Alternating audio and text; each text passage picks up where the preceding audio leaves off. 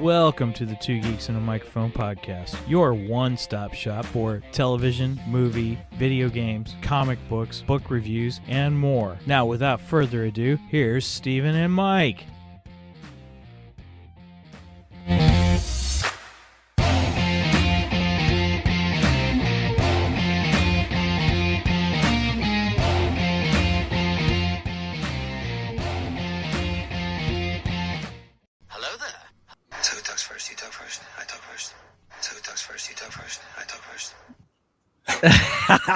Good morning, everybody. Obviously, Michael forgot to hit the do not loop button. I hate that button. Welcome, everybody, to the Two Geeks and a Microphone podcast. I am your co-host, Mr. Stephen Boster, along with the one, the only Mr. Michael Shanks. Mike, say hey to everybody. Good morning to all you geeks out there in Geekdom Land. Okay, everybody, we've got a splendorific episode for you because we have a most spectacular guest with us. Michael, would you please introduce the man himself? We have the Star Wars collecting guru and baseball fanatic himself, Mr. Chris Mott. Welcome, Chris. Thank you for having me on the show again. You guys, I love the intro for the show. I need to up my game and do some video for Macht. And I love being on the show because it's a morning show and I get to enjoy it with a cup of coffee. You know, all right, yeah, podcast show because it's much more better. Oh, cheers. Much more better. We all cheers. Much more better. Yeah, cheers. Cheers. Yes, that's Chris, our drinking game, Chris. That is okay. That is okay with me, man, because I am under the weather, so I am not doing any drinking when I am under the weather. But the coffee consumption even slows down a little bit. So you're telling me you don't have any Irish cream in your coffee then? I don't. No, that is what you want to believe. That is my MO, if you will. I consider myself more of a Frank Sinatra, though, than a Dean Martin, because everybody thought Dean was the big drinker, because that was just how he perceived himself. But as we know, Frank was the real drinker of the Rat Pack. I consider myself a little bit of it too, right? With the image, but the reality. But no, this is just black flavored coffee. This is not hazelnut coffee is what I'm drinking. I love your mug, by the way. That's an awesome mug. You. Hey, we're getting closer. We are getting closer. So, big Rankin Bass fan, big Christmas junkie. Right on. So, hey, Michael, I am thankful for you for giving me your 2 cents, your opinion, because for the Patreon portion of Mocktails from the Cantina. Oh, yeah. I let you guys chime in, and I put up 3 of my trees in one room. That is just in one room, mind you. And I am going to go original trilogy in that room. So thank you for your input on that. So, yeah, Chris put up last night on his Patreon page that he was trying to decide how he was going to decorate his Christmas trees. And, he wanted to make a theme for them. And I voted for all original trilogies. So do one Star Wars, do one Empire, and one Return. That was my vote. It looks like most people that voted. Yeah. Yeah, you opened the floodgate on that because you were the first one answering. Everybody's like, yeah, original trilogy all the way. So because I just have Star Wars fever, with Andor and, I'm coming up on my 100th podcast episode for Mocktails. I think we've done like 90 live shows. Nice. Or 90 shows in general. So I just have Star Wars fever. And I decided, I am not going to do the baseball themed room this year. I'm just going to make it all Star Wars. So that'll be the original trilogy Christmas room, if you will. Well, now, could that be because your Tampa Bay Rays just didn't do?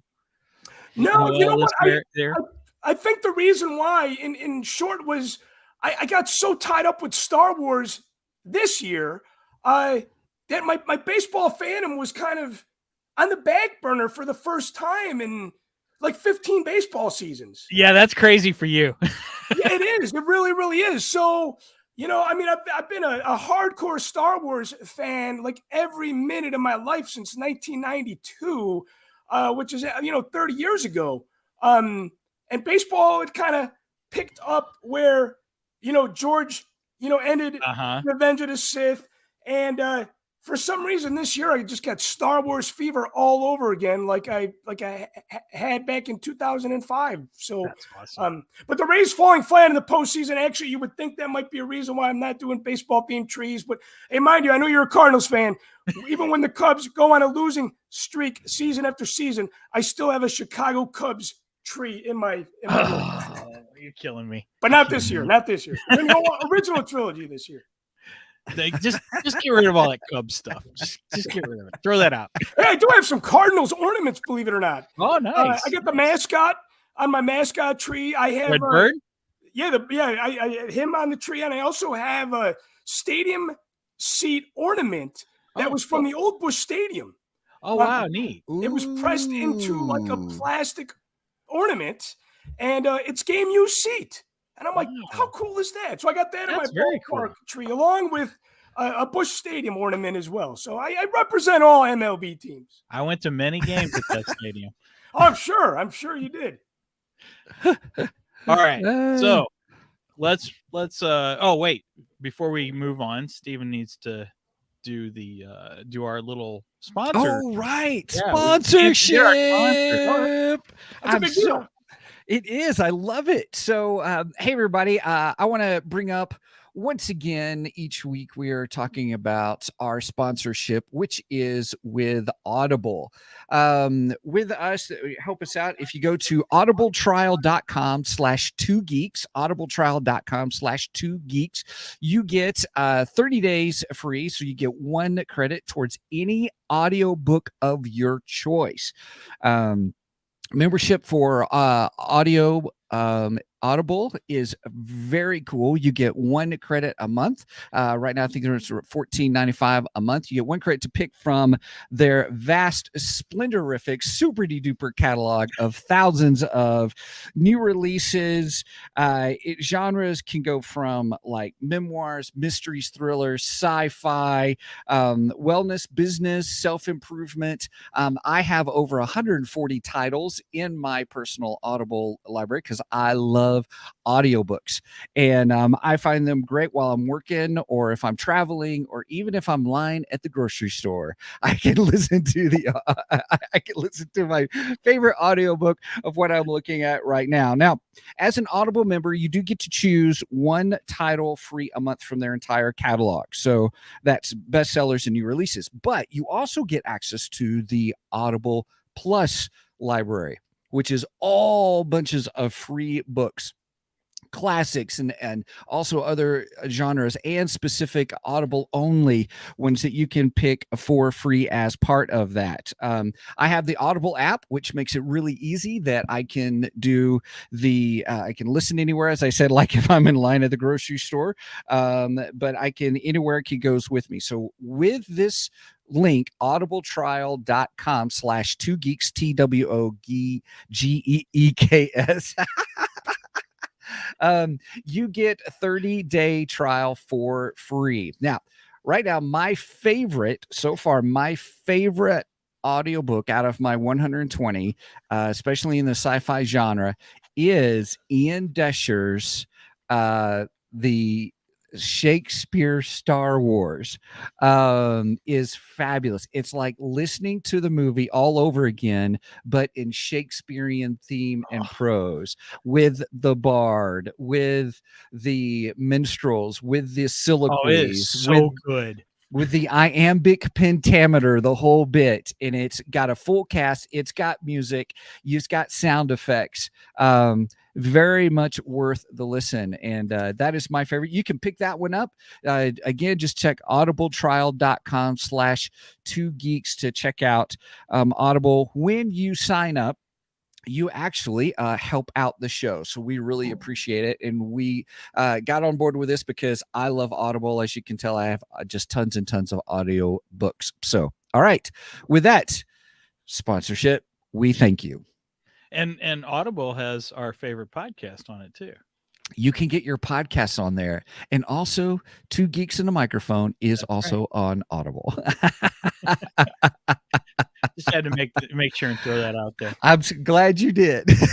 And before we move on to the news, Chris, let's let you tell about some of your accomplishments, so our audience knows I mean, some of our audience knows who you are, but just to make sure. Some may not. Right. Yeah, for those of you guys that I got, not to offend anybody, but if you haven't heard of The Force Among Us, you might have been living under a rock for the last 15 years.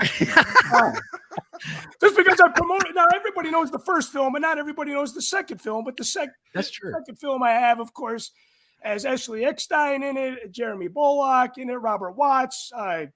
They're definitely worth checking out. You can get my documentaries on Amazon. Yep. They used to be on Prime. But the Prime channel is so fickle. I don't know why they're not on Prime anymore. I got the reality shows up there for those of you that are into The Walking Dead. I got a Walking Dead documentary up there. Walkers Among Us, yes. And aside from the film projects, follow me in a more contemporary fashion, I guess, recollecting some of the memories from yesteryear on my YouTube show, which is for free, Mocktails from the Cantina. And for those of you that don't know about that, you could check that out there. For those of you that do know about it and want to help support the show, unfortunately, I do not have any sponsors. I would love it, but my producers are the ones that make the financial situation a little bit better with the time well spent. So Mocktails is also on Patreon. Michael, I got to thank you again for your support for, God, it's going to be going on 2 years now as well. Wow. So it's hard. Time just goes so fast. It sure does. Oh my God. That's where you guys can check out my projects.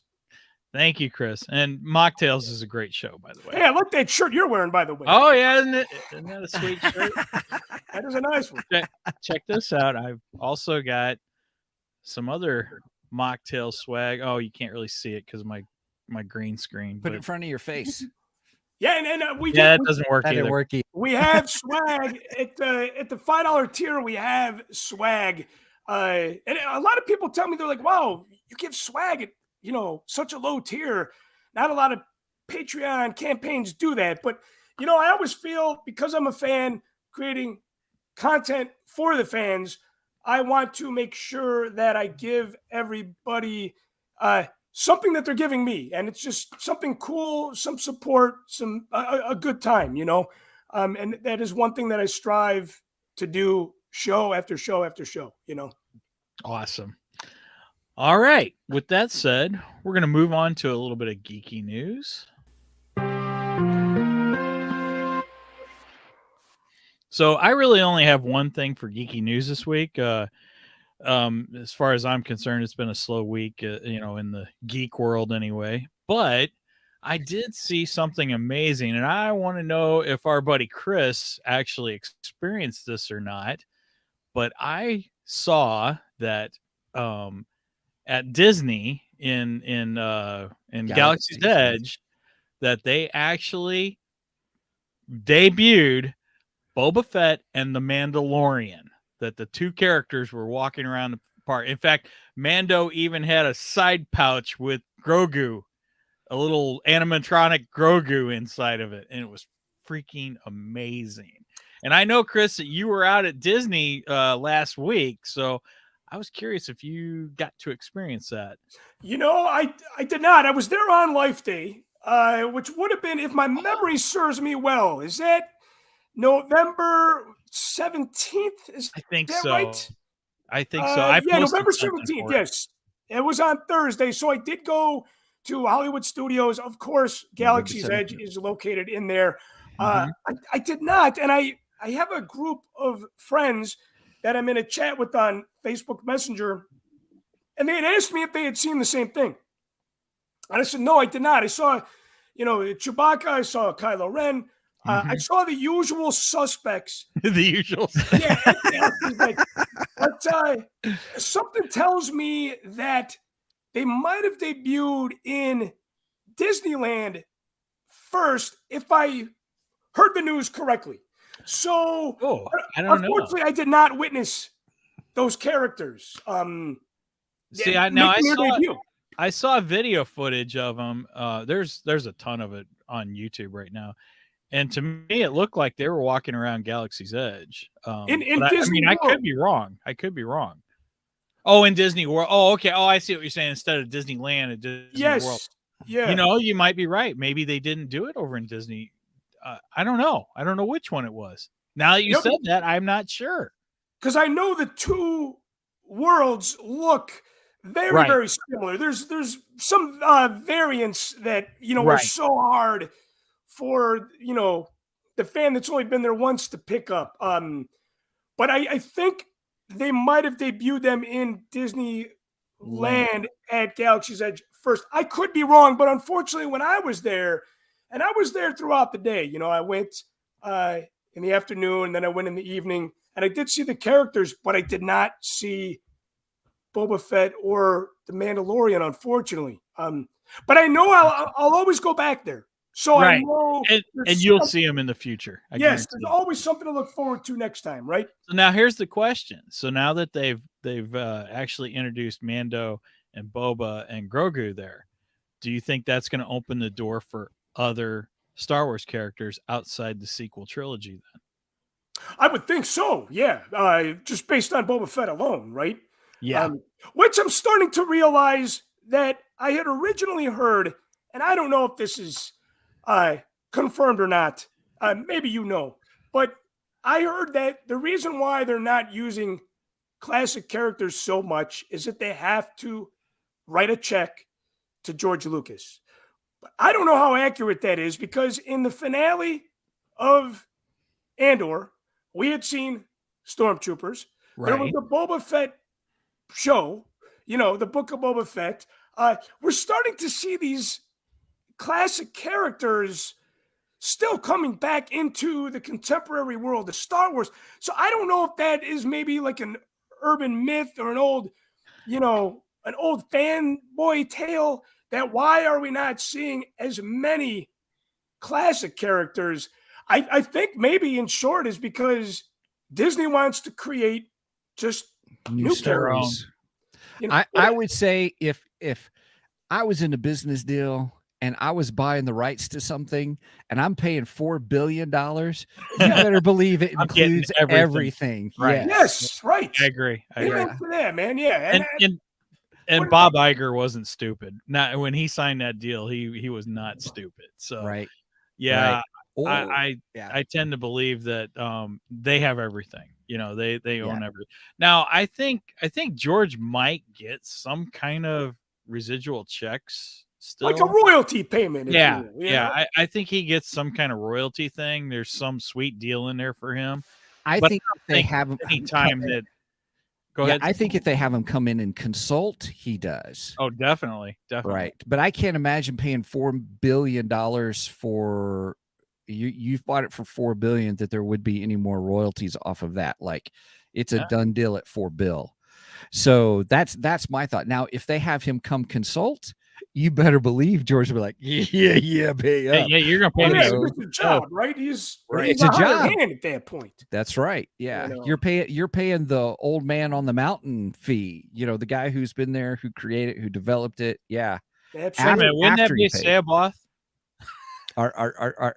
Hey, but you know what you did? From Heir to the Empire.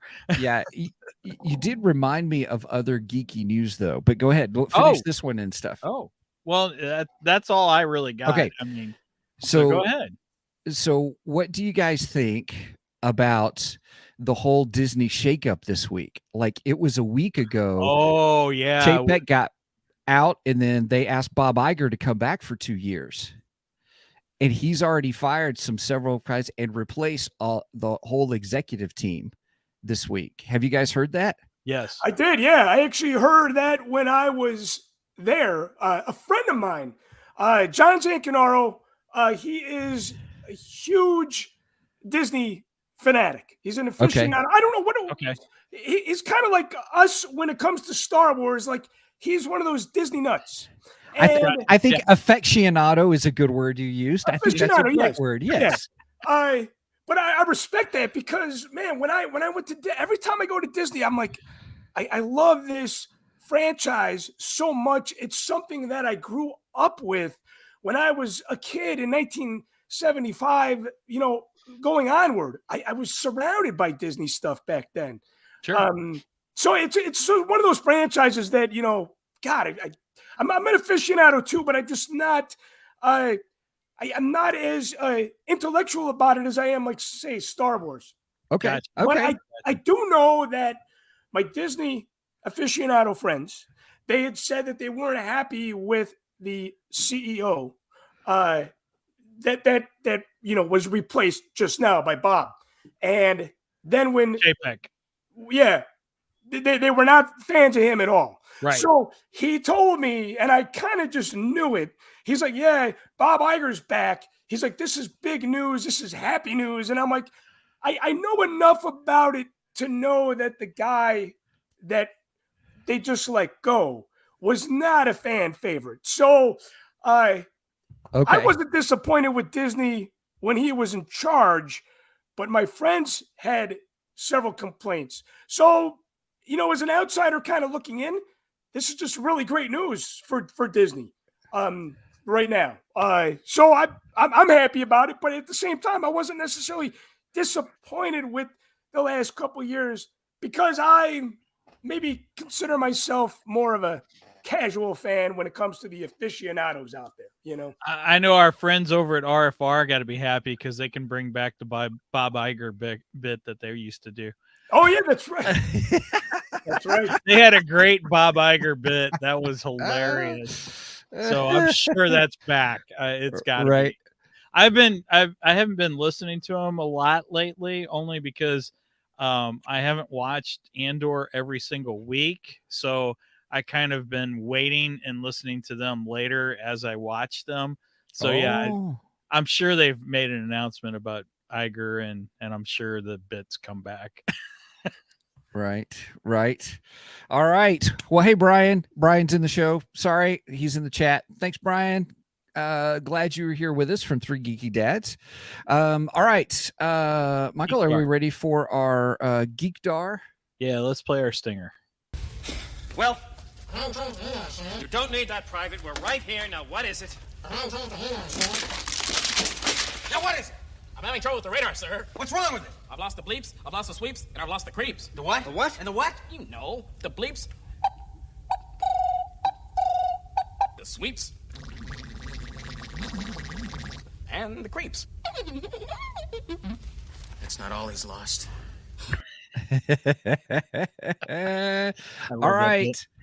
All right, Mike, what's on your Geekdar, my friend? Okay, so like a lot of times on my Geekdar would be comic books. Right on. This was on my Geekdar a while back, actually, and I got the last 2 issues of the Fantastic Four. It's kind of hard to see that one with the green screen, but right. And let me see if I can show the other one. So these are the Fantastic Four issues that actually came out in the 90s. They kind of reprinted this story, and it's when Spider-Man, the Ghost Rider, Wolverine, and Joe Fixit Hulk, the gray version of the Hulk, came together as the Fantastic Four. Incredible story. Loved it. Lots of fun. And then in the end, you had both Fantastic Fours come together, and Human Torch makes this great joke. He goes, "What do you get when you combine the what TV show do you get when you combine the 2 Fantastic Fours? 8 is enough." That was a great dad joke. I loved it. And then my other Geekdar would be Batman versus Robin. I've actually got the first 3 issues of this, and this is leading up into a big magic event, which will eventually lead to Batman getting the Dr. Fate helmet. No. And yeah, I am so excited about that. I can't wait for him to put on the Dr. Fate helmet. He's going to be freaking amazing. So that's my Geekdar. Very cool. Huh. Bat Fate. Bat Fate. Or Dr. Bat. I don't know. Right? I was Whatever. like, I don't know. Whatever. Fate right. Man. Fate Man. Just kidding. All right. Chris, you got anything on your Geek Dart? Anything you've been reading or watching? Or gosh, I'm you just excited got about back. Chris's. You just Well, got I back. got a couple things. One, going back to Disney, there is something that I was watching down in Orlando that I had recently discovered, and maybe it's been out for a little while, but it's Disney's the Imagineer team Okay. documentary that's on Disney Plus, Oh, cool. and it's very much like the ILM documentary, but it's about the Disney Imagineers. And that ILM one was incredible. I love it. ILM one was incredible, and the Disney Imagineer one is equally incredible. Nice. There's some really, and again, because I'm more of a casual Disney fan than say my aficionado friends, there is just some great, old school footage and photos that they use in this thing, and it's just, I don't know, you really have an appreciation even that much more when you watch this. But I do have some things I want to share because I have, Black Friday was yesterday. But I got bit with the shopping bug when I was down at Disney. I picked up a couple things that I waited on. This is the Droid Factory Advent Calendar. Oh, cool. 7 holiday droids in this. 7 to 4. Now this thing was $79, but I got a 10% discount because I spent more than $50 and I got a Disney card. And this thing sold out online. Oh, I love how it's shaped like the Sandcrawler too. Yeah, That's it's shaped awesome. like the Sandcrawler. It's got some Christmas lights up there. Another that's thing so that cool. sold out too, and this was in Galaxy's Edge, and there was like 7 on the shelf, and I'm like, I'll go back for it. And when I went back, they were gone. But the Funko Pop Life Day, Oh, nice. Chewbacca. That's awesome. This We're thing's in a the little red rare room. because this thing you can't get online. There was only one spot in the park that had these. Oh, wow. And it was downtown Disney Springs. And then last but not least, I love Gentle Giant. And Gentle Giant they make some really cool holiday stuff. Oh, cool. This is the Whoa. It's Blue Snaggletooth. And it's the holiday version. There was only 400 of these things made. And I had to pre-order this thing a year and a half ago. I got the shipment of 2 that I ordered, and it was the regular one. And I'm like, oh my gosh. I'm like, I didn't want the regular one. What am I going to do with 2 of them? So they took the money. They gave me a refund. And he's got a holiday gift there. Now, the thing is that he was supposed to be wearing a knit beanie. He's advertised like that in the photo, but because of production issues, they had to cancel that. So what makes him special is the Stormtrooper snowflakes and the holiday gift. Again, these were only 400 of these were made. This is like 100 and what is this? 190. Ooh, he's gonna open it. He's just looking at the number. 191. 191. 191. I don't want to open it because I am going to open it, but I don't want to open it on the show because I want to make sure there's sufficient space around me because I don't want this thing to drop by any means. Right. Absolutely. So, Besides, you want to open that on your show anyway. I get it. I open that on but that was a little inside the Wampa Cave on the 2 Geeks and a Microphone version. But that is my Geek Car is Star Wars holiday stuff. It's getting hard to keep up though because they're making so much of it, and I've been collecting it for years now. It's like, why stop now? The thing I really liked about that is, they've put out a lot of the Black Series holiday action figures. Yes, yeah. I don't like those because I don't like all the Christmas colors. They just completely engulf the character in Christmas colors. Yes. And I like how they did that, to where he's still wearing his classic colors, but yet they give it a little holiday feel. I like that better. Yeah, wait a minute. More subtle, I guess. Much more better. Much more better. Much more better. Cheers. Cheers. Very Cheers to cool. you guys. Very cool. Dude. I like that. Nice. All right. Well, On my Geekdar, my youngest stepson, Troy, decided that he wanted to watch Nope. So it's on Peacock, and so we watched.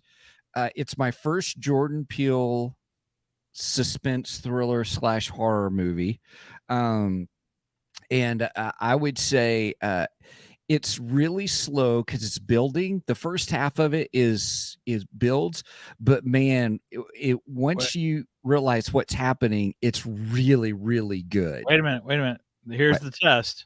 How Yes. many Steven skips? Oh, nice. 0 Steven. No, that's not true. Ooh. I'm sorry, that's not true. I apologize. Steven did not do any Steven skips, but when we watched it in 2 parts because just schedule. So so it was really funny because Troy, we were sitting there watching it, and I think I already mentioned this in the show before, but we were watching it, it's kind of slow, and Troy's like, come on, give me the aliens. I'm going to do a Steven skip. So we fast forwarded a few minutes and stuff, and that's the only time we did that. So it was pretty funny. But last night we watched the second half of the movie, and we didn't. There was no skipping anything in it. Nice. It's really good. There are some parts that are a little confusing why it's in the movie. Some people say it's social commentary. I don't know. I think that's reading into the movie more and more. Is it worth watching? Yes, it is worth seeing if you like that style of a movie. Brian says it's Jaws meets Close Encounters. Nice. Ooh. I love both of those movies. So that is a good depiction. I don't want to say anything else because I don't want to spoil the movie for those who have not seen it. I would easily give it, because that second half of the movie, I'd easily give it 8 out of 10. 8 out of 10 horses. And that's because I don't want to say anything else because I don't want to ruin anything else and stuff. Well, I know that horses are involved from the trailer, actually. Yes. Yeah, from the trailer that we saw. And Megan and I saw the trailer when we saw, oh shoot, Halloween. Yeah, was it Halloween? Yeah, that's when we first saw it. And no, we saw it before that because your mother was with us. It was, I don't remember. Anyway, no, we saw it for Halloween first, and then what was the movie we watched after that? Black Adam. Yeah, it was in that one too. And all Brenda kept saying was nope. Yeah, and they say it in the movie, and you're like, okay, that makes sense. Nope. Yeah, it's the phrase, same way. So yeah. All right. Well, yeah, that's all I'm going to say about that because I need to get into our main part of the show because Chris, I need your help desperately. So this is going to be good. Time for the main event. Hopefully, I can help you. It's time for the main event. Now, I know we're here, everybody, to talk about Andor with Chris. So, all right.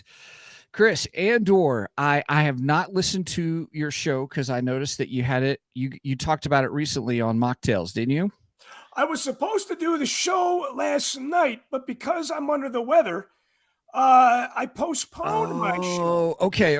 Well, this is kind of like the first time that I get a chance to talk about it. Not even on my own show, but wow, we get the premiere reaction from Chris this Mott. is a premiere reaction for sure, man. I must have the scheduled must have popped up on my news feed then. That's what it was. It probably did, yeah, because I ended up postponing the show to this coming Wednesday.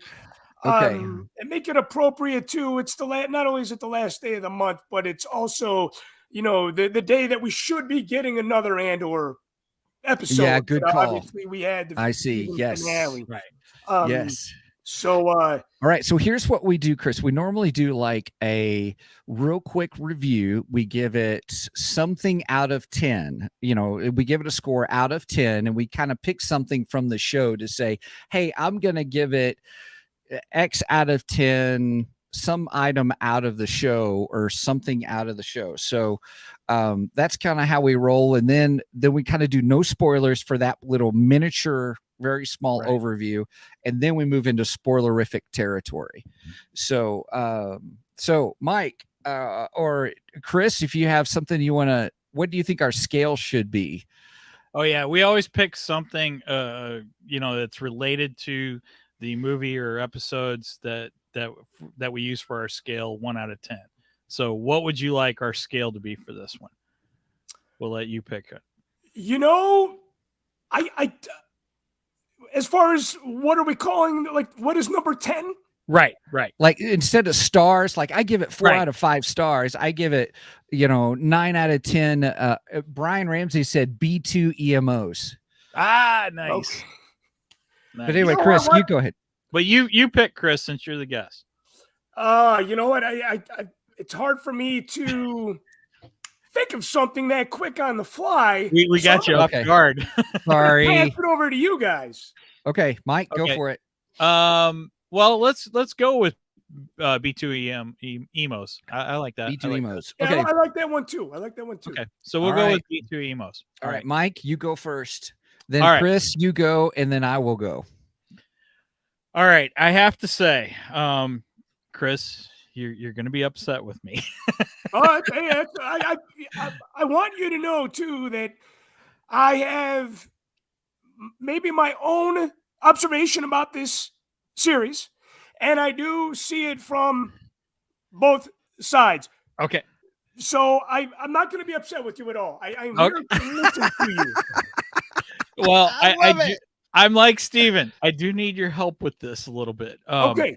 So I will start this off by saying, first of all, I am an avid Star Wars fan. I Yes. love just about everything except for the sequel trilogy. And I don't understand you guys that don't like the sequel trilogy, because I personally enjoyed those. Well, there are aspects I like. We'll get into that another time. We can do a That's sequel for another trilogy. show. That's for Yeah, another we'll do A that for sequel another show. But I was okay when this was first announced. My first thought was, okay, and then I saw the trailers and I thought, ooh, this looks really intriguing. Okay, I'm up for this. I'm excited about this. Then I watched the first 3 episodes and I'm going, and I'm not one to Steven skip, but I was wanting to Steven skip through this. I was like, man, this is moving slow. We're talking snail's pace slow. And I did not really get into the series until halfway through the season. And I'll leave it till our spoiler area to when I really got into it. Okay. But there was a point where it was like, oh, okay, this is kind of picking up now. I'm starting to get into it. The intrigue's a little bit better. I get it. But my honest thought was, this was Star Wars trying to be Battlestar Galactica, but not as good. Really? Yeah. Huh. And I'm talking Okay. I'm not talking the original Battlestar. I'm talking the one that came out in the early 2000s. That was the gem of the Sci-Fi Network. Because I really enjoyed the Battlestar series. I thought it was a great series, honestly. And this really felt a lot like Battlestar, but just not quite as good. So Huh.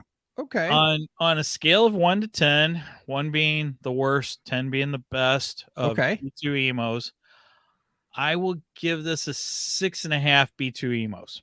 Okay. So- 6.5 B2 emos. 6.5. Okay. 6.5. All right. The Okay. second half did pick up, and I did enjoy it a lot more in the second half. That first half, The second half was much more betterer. much more better. Cheers. Cheers. I Okay. feel like that's a generous rating that you gave it, actually. Oh, okay. Just from somebody that, said that it's like the other Battlestar Galactica, but not as good. It's funny. A couple of comments overall on the entire show. I did. My good friend Tyler Page sent me a link that was from the Hollywood Reporter Okay. with Tony Gilroy, and I read it before I saw the first episode of Andor. So it kind of set the tone, if you will. It set an expectation or a framework. Gotcha. Yes, because Tony Gilroy was like, I want everybody to take off their Star Wars hats. Their mindset that they're working on a Star Wars film needs to be set to the side. Now, is that the best thing to say when you're working on a Star Wars project? Ouch. Probably not. But I understand from a filmmaker's standpoint, he wanted to approach it much differently. I respect that as well. Yeah. So going into it, I kind of thought that way. The first episode I thought was great. The thing that I did not like about this series, but this is kind of magic in itself. I felt like at the end there was this climatic moment, and then they cut. We're gonna go to the next episode. You gotta wait a week. That to me is old-fashioned TV making at its finest. I will say that the finale did not leave me on that note. It was a good old-fashioned. You know what? Let's not even say good old-fashioned. Let's go to The Walking Dead in its prime. Back in those first 5 seasons, where that finale was something that you knew was going to be on a different level. I felt like Andor season finale, episode 12, was exactly that. It was like, wow. Okay, this is the finale wait a minute. episode. So would you compare it to, in my opinion, Walking Dead, their best finale was the one with Negan and the baseball bat and what's his name? Gosh. Well, Glenn. Yes, and Glenn. Yeah. So would you compare this finale to that? You know what? This was better. This was better than that. One of my favorite finale episodes was with the governor and where Herschel dies. Yeah. Okay. That was like over the top. I'm like, oh my God, you can't really surpass that for a finale. Yeah, I remember that too. That was a painful one. It was a painful one. This episode maybe was not as dramatic because you got to think about it when you're talking about a Walking Dead finale with that many seasons. The impact is going to be a lot stronger than, okay, here's 12 episodes with these new characters. Sure. It's not going to have that kind of substance because we're not attached to these characters through more than 12 episodes max. Not even all the characters were in all 12 episodes. That's true. But I was really pleased with the finale because it felt like a finale and it felt complete, if that makes any sense. Okay.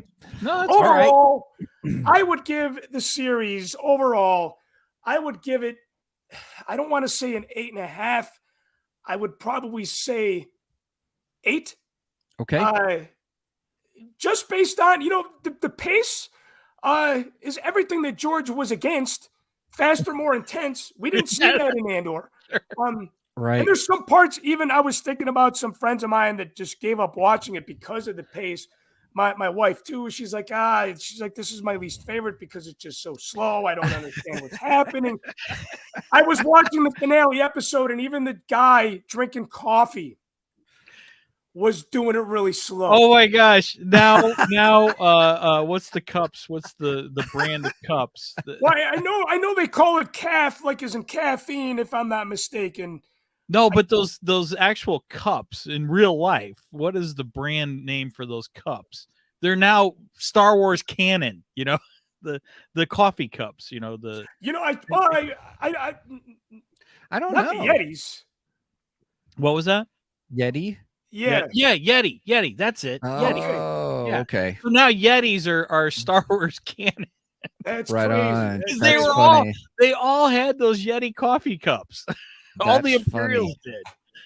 That's I thought funny. that was hilarious when I saw that. I was like, "Oh my gosh, Yetis are now Star Wars canon." Yep. But I did feel like, Okay. there were some very, very slow moments, but then at the same time too, it's like it makes the fast action-paced moments that much more intense because it's completely night and day at the regular, or I should say slower paced parts. It was more of a drama than an action, in my opinion. Yes. Yep. Now here's the thing too. I actually lost a Patreon member because I was very, very vocal about my love and my highly satisfied fanboy self with the Kenobi series. And people were See, bashing I that. love the Kenobi series. It was fantastic, and I defended that up and down. I'm like, how can you think that this is horrible?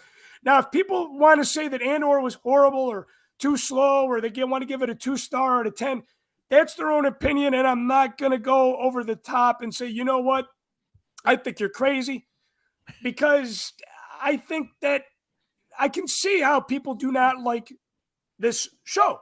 I get Mhm. that.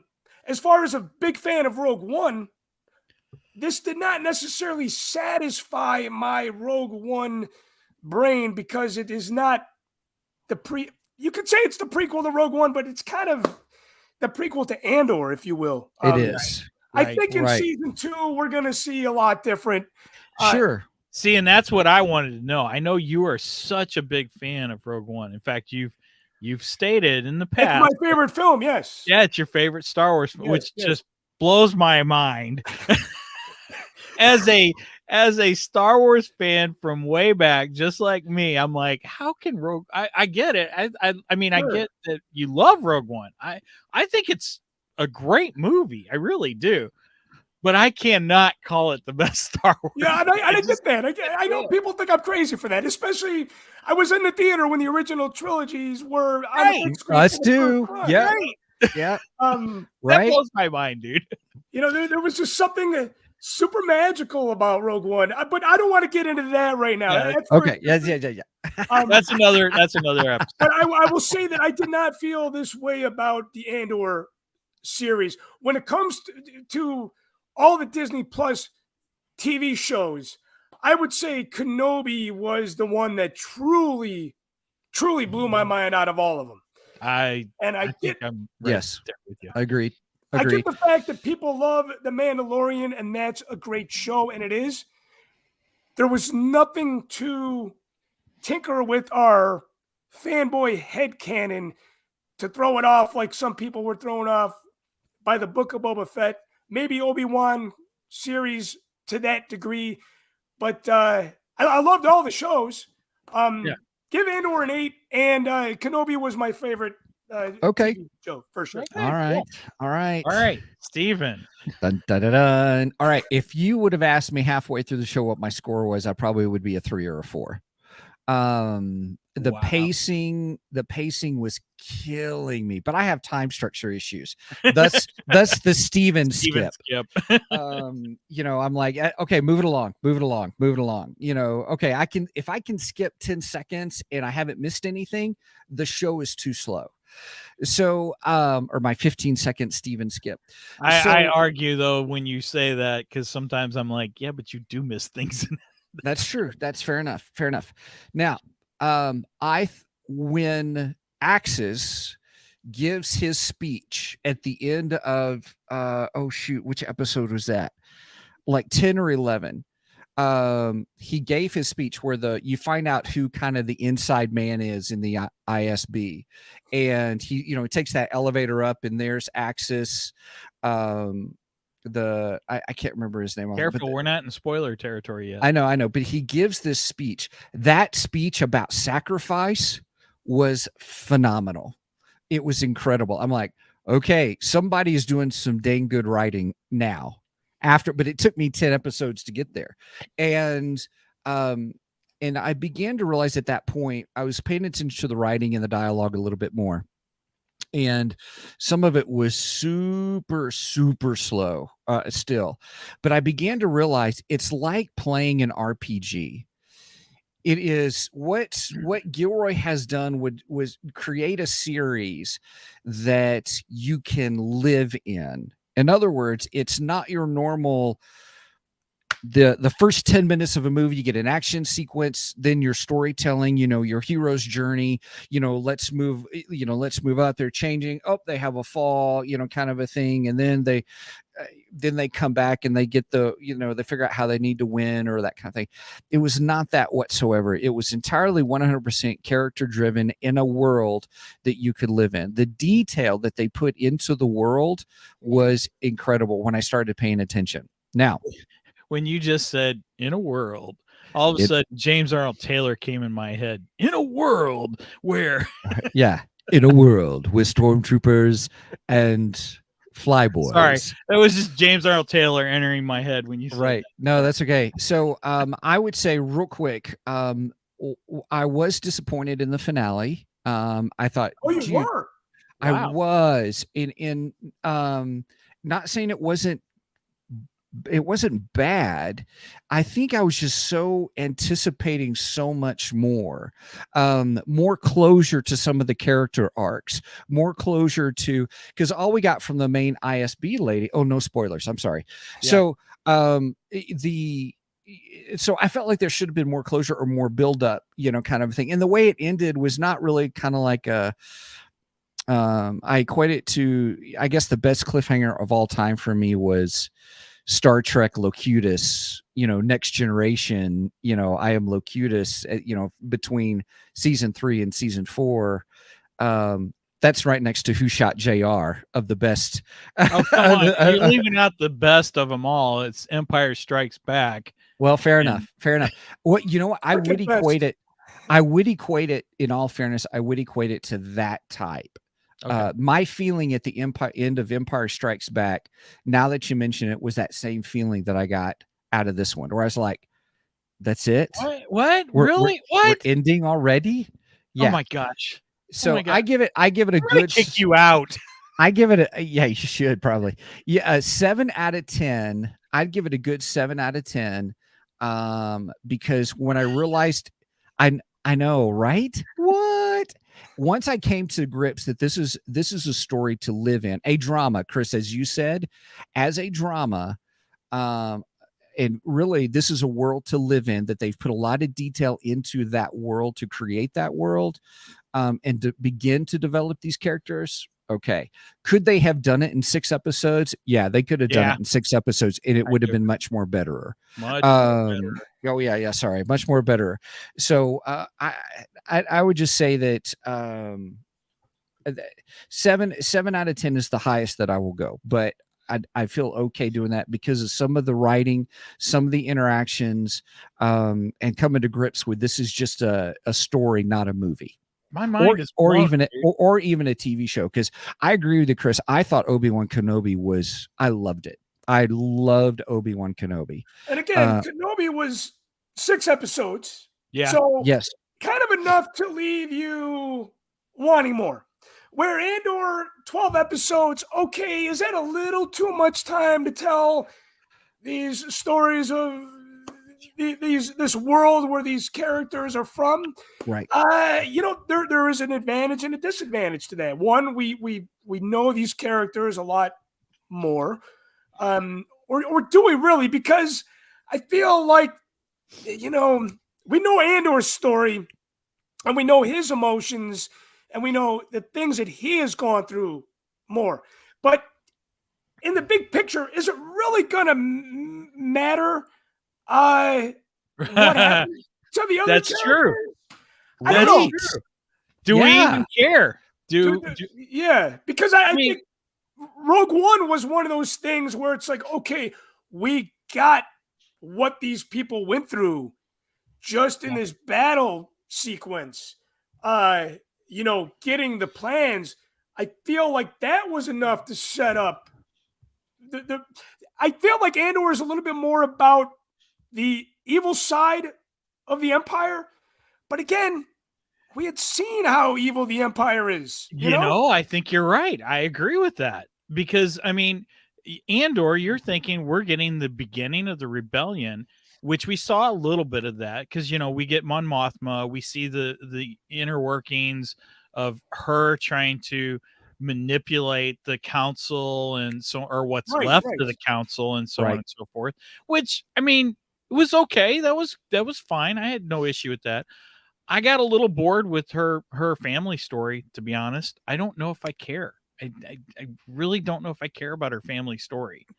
And I don't know if that's just me being, a bad fan or what, but no, I mean, I get that, because Revenge of the Sith is my 3rd favorite film.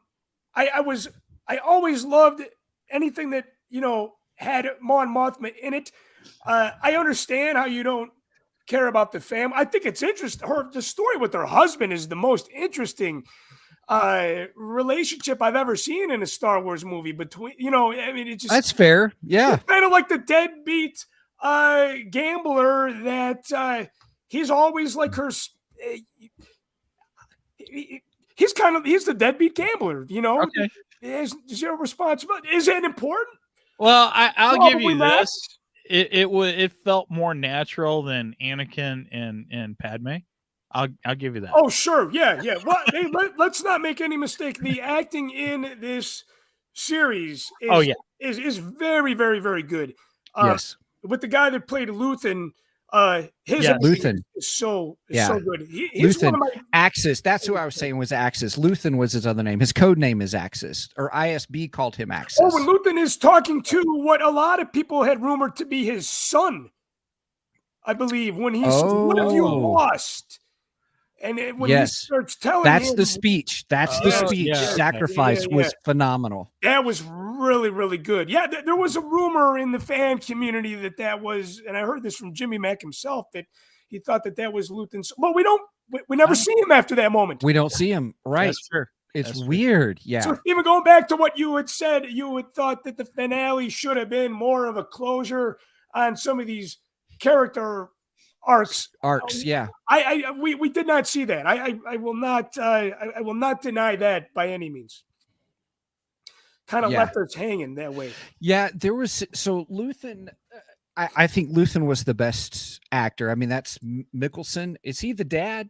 Is he one of the Mickelsons? I can't remember his name. Now, when you say Mickelson, I'm thinking of Ben from Rogue One. No, that's Ben Mendelsohn. Sorry, Mendelsohn. Yeah. So I'm gonna have to look it up all of a sudden because now I'm like, I don't remember his name. Okay, so to clarify, Skarsgård, Stellan Skarsgård. I'm sorry, he's the Skarsgård family. Yeah. See, I love Luthen. I thought Luthen was great. Yeah. In fact, okay, we're into spoiler territory, by the way. Just to let everyone know. I didn't give the spoiler alert, but so you all know we're in spoiler territory. Anyway, I was watching the finale last night with my wife, and it was so funny because Brenda goes, "I can't wait till Andor kills Luthen." I was like, "What? Why would you say that?" And she's like, "Because he was planning on killing Andor." And I go, "Wait a minute." I says, "Just hold on a second." I go, "You realize Andor and Luthen are the same. They are the same." Yeah. I go, let's travel back to Rogue One, shall we? I says, in the beginning of Rogue One, what does Andor do? He kills that other rebel because the guy can't climb the wall to escape the stormtroopers. He takes him out to save his own butt, I says, and he was also going to kill Jyn Erso's father, Galen Erso. Yeah. I go, he does what he has to do to survive and for the rebellion. I says, him and Luthen are the same. I go, if you like Andor, you like Luthen. I like that. Okay. Well, you know what? I'm not disagreeing with that, but I feel like Luthen's obsession with the rebellion reminds me a lot of Mace Windu's obsession with, defending the Republic. I like that. That's a good comparison. I feel like Luthen is more invested in the rebellion, where he wanted to get Andor on board because he knew Andor's abilities. Okay. And wanted. It's almost like he was the manager of a team that wanted that all-star player. He's like, I gotta get Andor because this is the guy that's going to be an asset to this team. I love how Chris brings it back to baseball. Yeah, you have to in that mindset for sure. But I don't know. To me, I get it that Luthen and Andor are the same, but I think Luthen is on a different level with his passion for the rebellion. Rebellion. Yeah, at this point he is. I agree with that. Yeah, but then by the time you get to Rogue One, basically Andor is Luthen. They're the same character. Yes, yeah, for sure. That was my point to my wife. I'm like, look, if you like Andor, you like Luthen. It's as simple as that. Yeah, absolutely. So would you say, for those in the D&D realm, would you say then he's chaotic good, when it's all about the cause, and so the ends justify the means? I would think so, yeah. And I would think that he would go all out. He's invested in the rebellion so deeply at this point that there is no turning back. You know what I mean? For Luthen specifically. Mm-hmm. Um, you know, and I really, really hope that we see even more of his character story in the next one. Speaking about spoiler alert, I do love the fact that they had Cassian's mom in the Yeah. hologram Yeah. talking as if she is dead, and then she sparks the fight in the street. I just thought that was, you know, That was good. Yes. As soon as her hologram came on and she started talking, I looked at Brenda and I go, "This is a call to arms. This is not a funeral. This is a call to arms." Yeah, it's her last wishes, you know. Right. She's starting the revolution here. Yes. And I thought that was brilliant. I loved it. To me, that and the prison break, those are the two best moments. Prison break was good. Yeah. The prison break's where everything started to turn around for me. Yes. That's where I really started to get interested. I really liked the prison break. I thought it was great. And then this moment with the funeral, I was like, "Oh, you took this show up a notch at this point." And I felt it was setting up season 2. I think season 2 is going to move faster. Make it faster, more intense.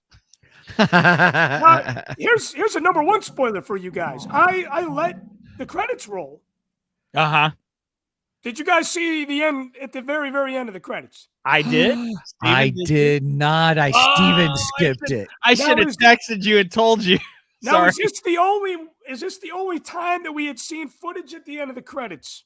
In Andor, yes, it is. Okay, because I was like, wow, I'm like, that's really cool that they did that. I'm glad it was pretty mind-blowing. I loved it. Now, I had my suspicions of what they were building in the prison. I had my suspicions, but I didn't know exactly what it was.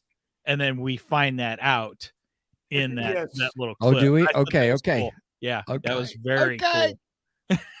You know, Michael, you made a point about the prison break. You know, the one moment for me out of the 12 episodes that really did it for me was, I want to say it was in the Eye episode, which might be episode 5.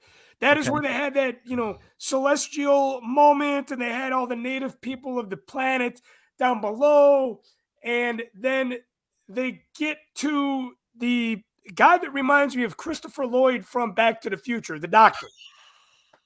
And Andor is outside with the one guy that was part of their troop, if you will. Okay. And he just keeps talking about like, hey, let's split the money.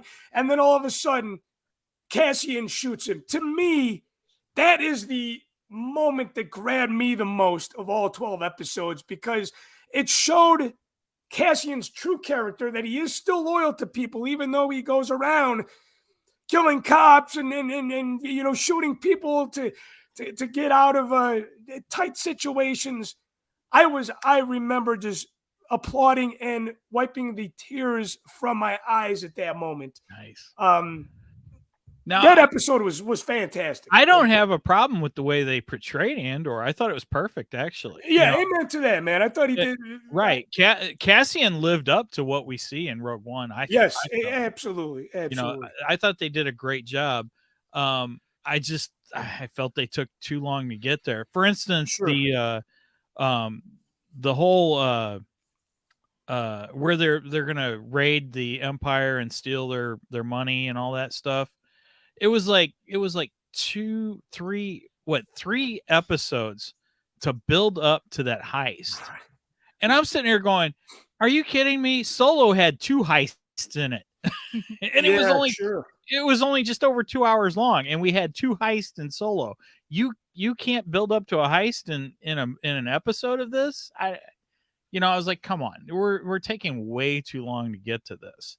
I do believe that was the number one complaint about the show was the pace of it. The pace. I think you're right. Yeah. As far as Now- the people that complain about it not feeling enough like Star Wars, I strongly disagree with that. I disagree. Simply because Cassian Andor feels like Star Wars to me. Yeah. And we see him right from episode 1 of 12. I don't think it didn't feel like Star Wars. I think it felt like Star Wars. It just felt like slow Star Wars. That's all. Yes. Yeah. That was my only complaint. So wait a minute. So what? Sorry, you guys. I took a moment to watch the very ending. What you guys talked Oh. about. I missed it. I was wondering what you were doing over there. I was like, ooh, I gotta watch the end. I can't wait. I want to see what it is. Nice, very nice. So we had. So what you guys said? So we had. The beginning is you have a heist, a breakout, and then a rebellion. So those are kind of the 3 parts of the series. Then, Yeah, that's a good breakdown, actually. so one more time. You said a heist, then a breakout, a prison breakout, and then the rebellion beginning.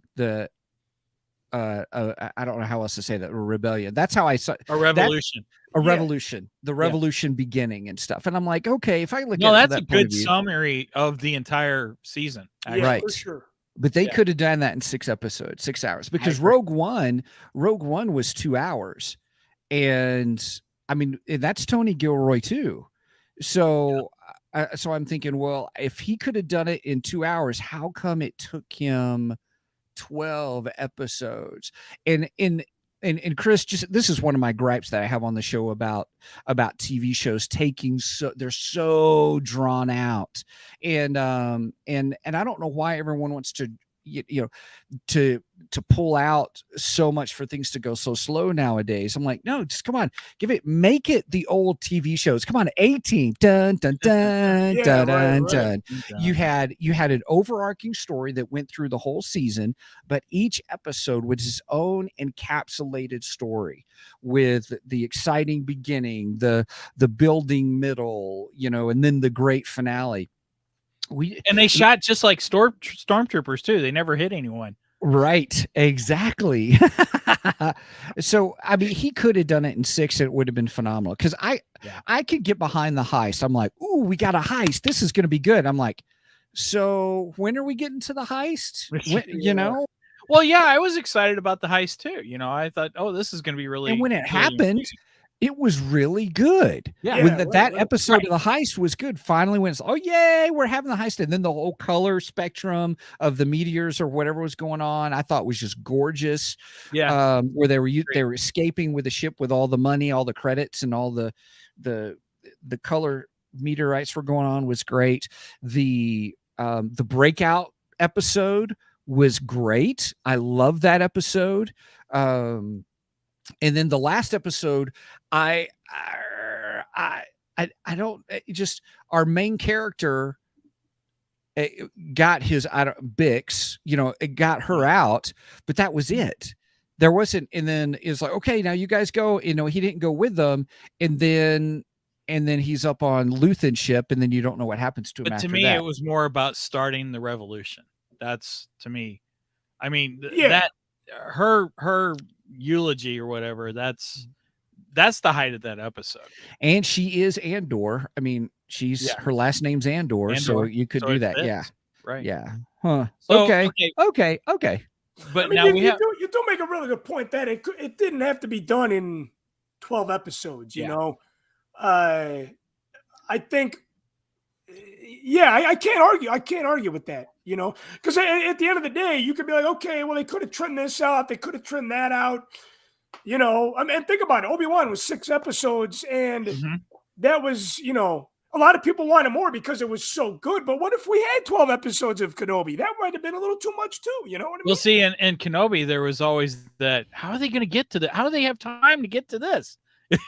We only got 2 more episodes. That kind of thing.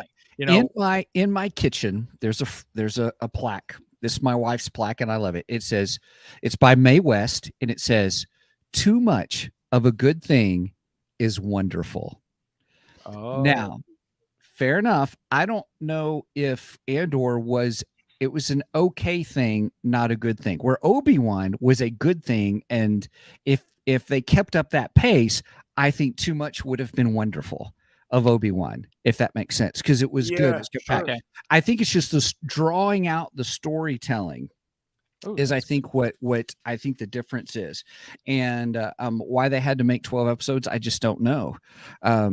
Good content. Realistically, it just the pace was rough, and I think that's really it for me. It was a great Star Wars world. I could live in it. Once I realized this is meant to be a live-in world, Yeah. and seeing people on it. I mean, come on, we got to see a funeral, which we kind of saw one before, but one that was a little bit more almost half Louisiana style funerals where people are Yeah. playing in the streets and Yeah, stuff. We got to see more cultural involvement, how people are trying to make it, how people are trying to survive. I'm like, okay, but it took me 11 episodes to get to Right. that point Yeah. Yeah. to sure. realize what was behind it. So Okay, now before we wrap things up, we have to talk about somebody that I thought was incredible, and that's Andy Serkis. I mean, having Andy Serkis in here, and he's not playing a mocap character. He is a great actor, and I love all his mocap stuff, but I gotta say, it was a nice treat, to see him in a Star Wars movie and not be a mocap character. I thought he was incredible. I loved his character. Yeah, he was. He was. A friend of mine said that before that episode with the prison break, a friend of mine had said that he should get MVP of the show. Oh, I agree. And at first, but before I saw that season finale, I was like, I don't know. Let's give No. the MVP to Luthen, for sure. yeah, I vote Luthen MVP. Okay. All right. That's But my the end vote. of that episode, the end of the prison break episode where he said he cannot swim, I was like, okay, all right, he's got an honorary MVP there. When he said that, all I could think of is all those shows where, the kid's learning how to swim and the dad just throws them off the dock. And I'm like, well, just jump. Your chances of maybe swimming to learning how to swim immediately and still surviving are going to be higher than they are staying in that prison. Yeah, for sure. So that was my thought. I'm like, why don't you just jump anyway? Highlight for me, character-wise, when I saw Saw Gerrera, when I saw Forrest Whitaker, Yes, that was like, oh my God, that was amazing. It was kind of something that I expected, something that I was waiting for. Sure. Good call. Such a good actor. Was he in it enough? Not in my opinion, but I think I we're going agree. to see him a lot in the next season for sure. I wanted more of Saw and I wanted more of Tubes. Oh yeah, more tubes for sure. Yeah, And I loved absolutely. it. I loved it when Luthen's messing with Saw and he goes, yeah, you're right. I have an inside man. It's Tubes. It's Tubes. Tubes Right. informs me of everything. And Tubes is like, whoa, wait a minute. Yeah. Luther takes Tube's gun right off his holster, right? Yeah. So, that scene before we saw Forrest Whitaker as Saw, we saw the X-Wing, we saw Tubes outside. It was like this buildup. And then we see Luthen with Saw Gerrera. So it was like, that was one of my favorite moments from the series, just because that was as close to a Rogue One tie-in as you could probably possibly get right there. Yeah. Yeah, I agree. Mhm. Yeah. And now I Mhm. think if I was to actually go back and rewatch any of these episodes, I would probably rewatch the Prison Break episodes, the Saw Gerrera episode, and the Revolution episode. Those would be the ones that I would actually be willing to rewatch. Other than that, I don't think I even need anything else from this series. Wow. Okay. Wow. All right. It's just my opinion. Shocking. But No, okay. No, those were the best three out of the thing. It's so funny when you were talking about mocap with Andy Serkis and being a great mocap actor, and he is a good actor. I've seen him other Yeah, stuff. he's He is phenomenal. really good. He is really good. I think he is the most one of our most underrated actors out there, because great. Yeah, that acting is what makes him a great mocap guy. Yeah. So my brain went to Gollum, And then my brain went to, My the extended edition of the Lord of the Rings trilogy is 12 hours. I think I got more out of that than I did the Andor series. You know, and I love the whole Hobbits, or not Hobbit, but Lord of the Rings. Lord of the Rings. But man, it is hard to watch all of that. That's a lot. Yeah, That's- It's a 12 lot to hours. The take in. extended edition is 12 hours. And I thought, man, a lot more happened storytelling wise and action That's true. wise than happened in the thing. And I'm not trying to disparage Andor. I'm sorry. I'm just doing a comparison. That's probably not fair. I'm sorry. Because it is two different realms. One's fantasy, one's sci-fi. Sure. But Andor, gosh, Mike, you got me thinking those three episodes. Yeah, I probably could easily go back and not Steve and skip and watch those three. Well, before we started recording, I kept thinking, would I go back and rewatch this? Oh, series? fair. I mean, Right. I'm willing to go back and rewatch pretty much all of Mandalorian, you know, both seasons.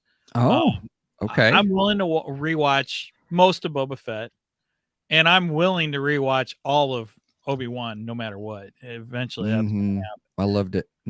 But this one, I was like, well, I don't think I would rewatch it. And then I'm sitting there thinking, well, you know, these episodes I really did enjoy. So if I was going to rewatch anything, those would be the ones that I would rewatch. You know, I rewatched the first 4 episodes because I would watch them before I watched it with my wife. And I feel like the way that my brain works, I feel like I want to go back and rewatch Andor because there was some, maybe it was the pace, I don't know, but there was some things in there that I might have not have understood with just a first viewing, you know. Oh, yeah. A little Okay. bit more layers, you know, maybe a little bit more with the politics, maybe a little bit more with the depth of the rebellion kind of thing.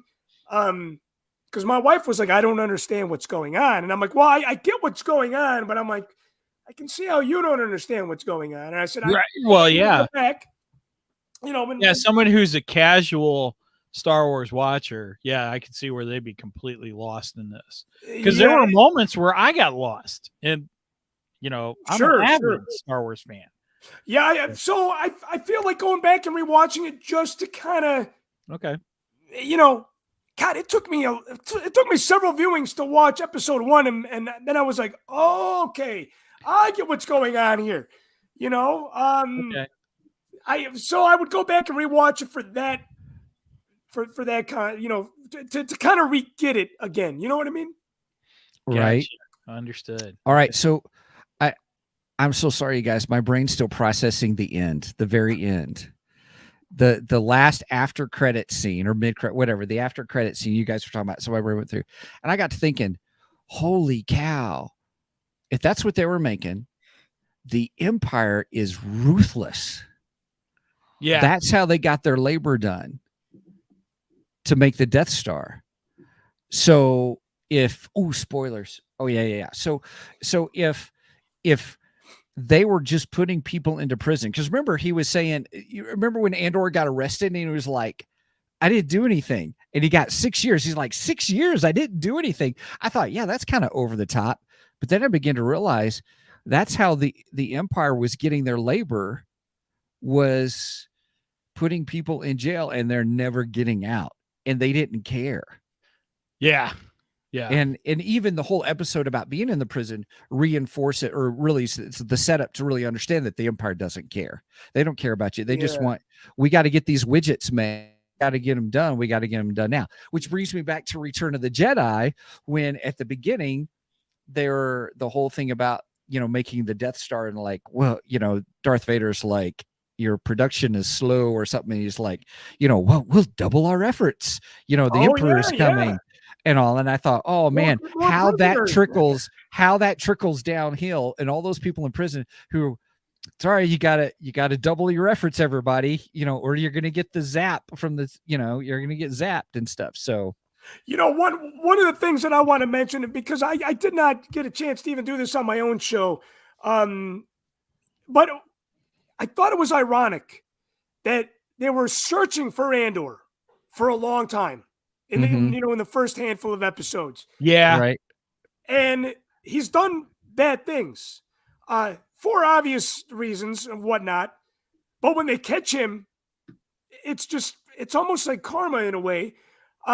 He didn't do anything at that point that he was arrested, but somebody was looking for him for a very, very, very long time. And I just thought that was kind of, irony the way that he did get arrested. One more thing, man. There are a lot of good moments of this show. Yes, Uh, there are. the female, the blonde haired lady with the white imperial suit. Oh, name- yeah. Okay. Her name escapes me, and I don't feel that bad Deep- because I know Jason Swank from Rebel Force Radio. After a viewing or two, he still doesn't know the character's name. So this is very crude us. Vel Sartha. Yeah, I was trying to find it on IMDb. I have IMDb open. I try to have it open for all these, and I haven't even been paying attention to it. But I thought she was going to die, during when she was getting trampled. And when they had the one guy that we've been following for a long time, and he saved her. Cyril. That was a good moment. That was actually the most interesting thing he'd done throughout the whole series. Now, it definitely questions his motive, right?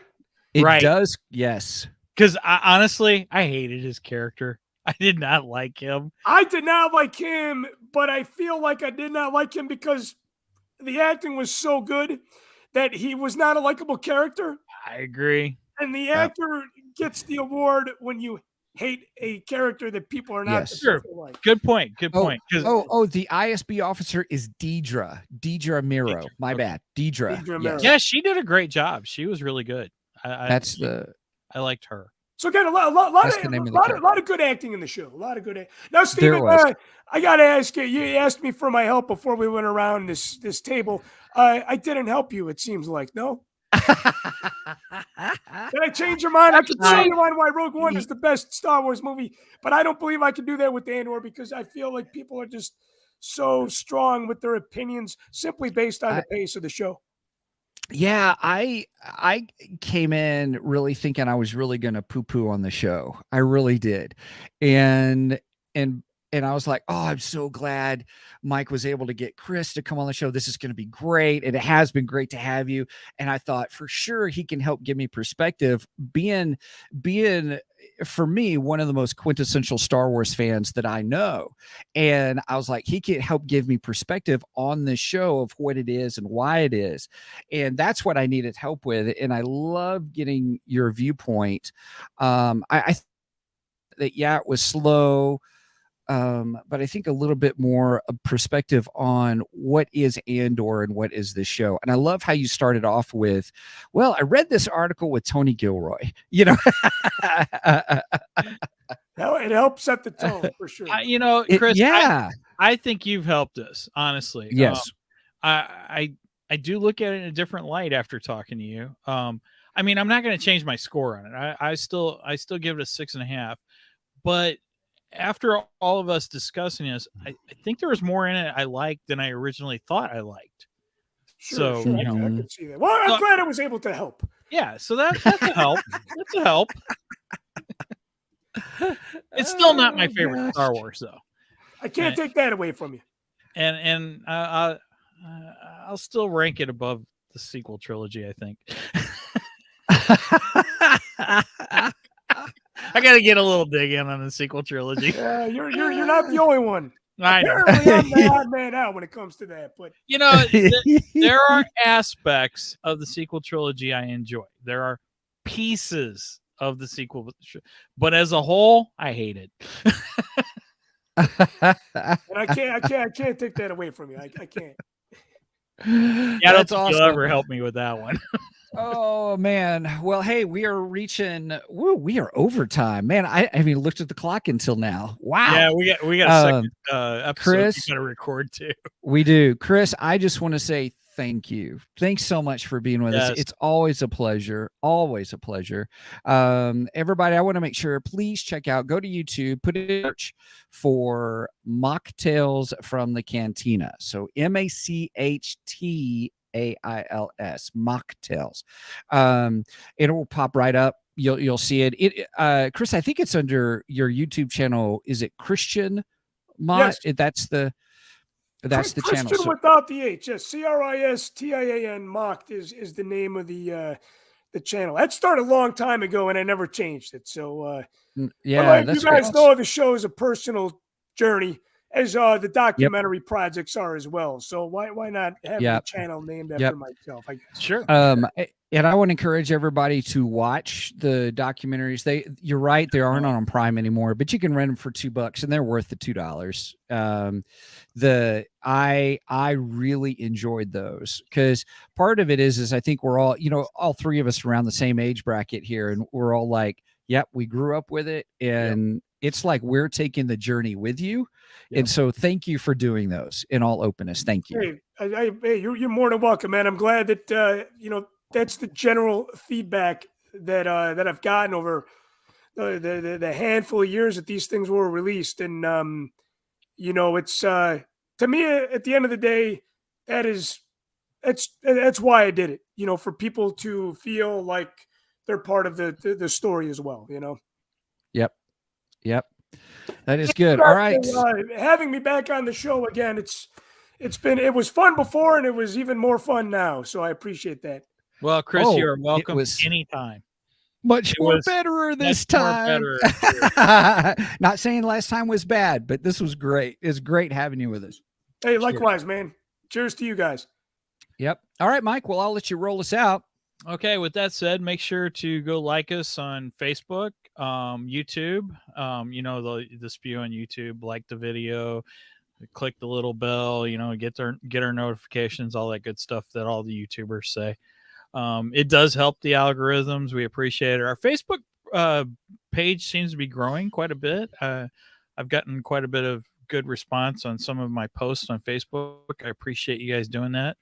And you can always leave us a comment either on Facebook, or you can even send us an email at Steven, can you put that up? Show at 2geeksmike.com. At 2geeks2 geeksmike.com. If you got something to say to us, if you liked something that we did, if you didn't like something that we did, if you want to request that we cover something, that's the place to do it.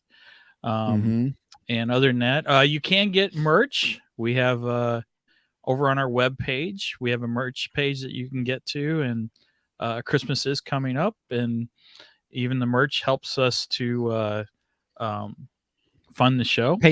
Fund the show, yeah. Pay for all this extra stuff. But more importantly, go follow us on Ko-fi. Ko-fi will also help support the show, and you get extra content over on Ko-fi. In fact, Steven and I are brainstorming our Christmas. I guess it's still classic sci-fi or Christmas classic sci-fi Ko-fi only. Right.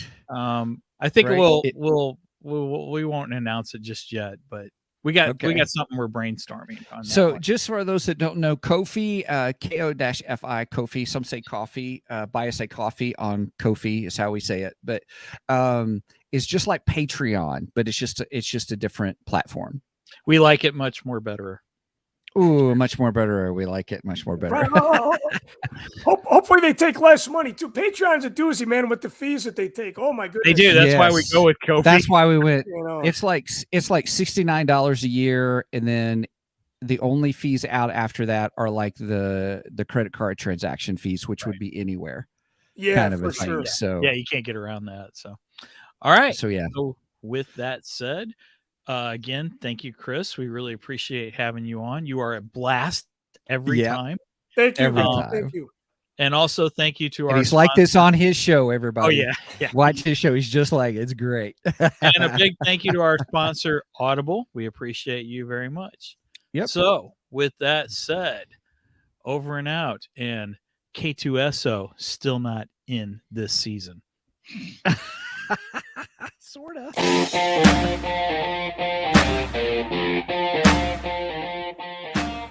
Thank you for joining us today on the Two Geeks and a Microphone podcast.